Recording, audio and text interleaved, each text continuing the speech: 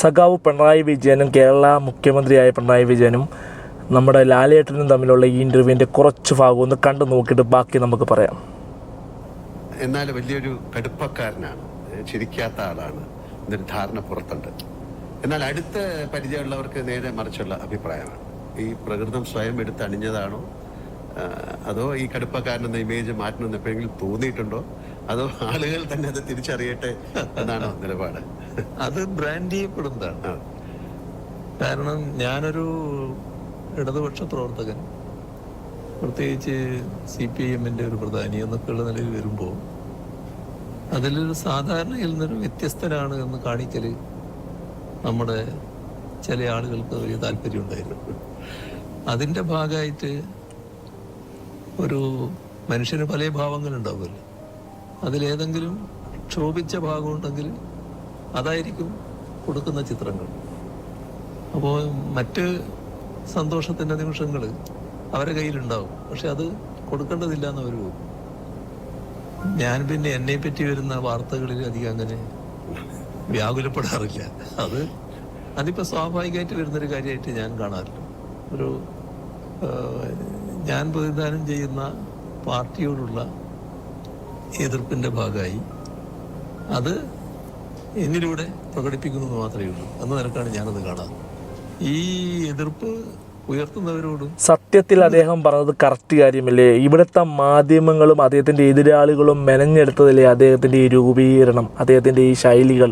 അദ്ദേഹം ഒരു കർക്കശക്കാരനും ദേഷ്യക്കാരും, അദ്ദേഹം ആരെടുത്തും ചൂടാകുന്ന ഒരാളെന്ന രീതിയിൽ ഈ മാധ്യമങ്ങൾ വളച്ചൊടിച്ചും, അതുപോലെ പ്രതിപക്ഷമല്ല, ഈ അദ്ദേഹത്തിന് എതിരെ നിൽക്കുന്ന എല്ലാവരും അങ്ങനെ ഒരു വ്യക്തിത്വമാക്കി അദ്ദേഹം മാറ്റി.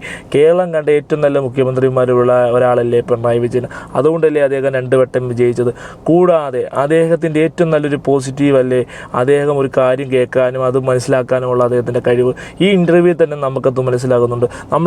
എൻ്റെ വീടിനടുത്ത് തന്നെയുള്ള ഒരു അധ്യാപക, താൽക്കാലിക ജീവനക്കാരിയാണ് സ്കൂളിൽ. അവരുടെ സ്ഥിര നിയമനത്തിൻ്റെ കാര്യത്തിനായി അവർ കോൺഗ്രസ്സുകാരിയാണ്. അവർ മുഖ്യമന്ത്രി കാണാൻ വേണ്ടി സെക്രട്ടേറിയറ്റിൽ ചെല്ലുകയും മുഖ്യമന്ത്രിയായിട്ടുള്ളൊരു അപ്പോയിൻമെൻറ്റ് കിട്ടുകയും ചെയ്തു. അങ്ങനെ സംസാരിച്ചുകൊണ്ടിരിക്കുന്ന സമയത്ത് അവർ പേടിച്ചാണ് ഓഫീസിലോട്ട് കയറുന്നത്. കാരണം അദ്ദേഹം ദേഷ്യപ്പെടുമോ, പക്ഷേ അത് സൗമ്യമായിട്ടത് കേൾക്കുകയും അവരുടെ കാര്യങ്ങൾ കേൾക്കുകയും അതിനൊരു പ്രതിവിധി ഉണ്ടാകുമെന്ന് പറയും. അവരുടെ സംശയങ്ങൾ ചോദിക്കുകയും ചെയ്തിട്ട് പറഞ്ഞു വിട്ടു. അവർ അതോടെ അദ്ദേഹത്തിനെ സ്നേഹിക്കാൻ തുടങ്ങി.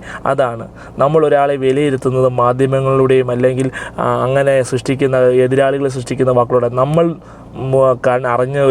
അറിഞ്ഞിട്ടായിരിക്കണം നമ്മളൊരാളെ നിലപാട് വ്യക്തമാക്കുന്നത്. പിന്നെ ഇപ്പോൾ ഒരു വിഷയം കത്തിക്കാളുന്നു.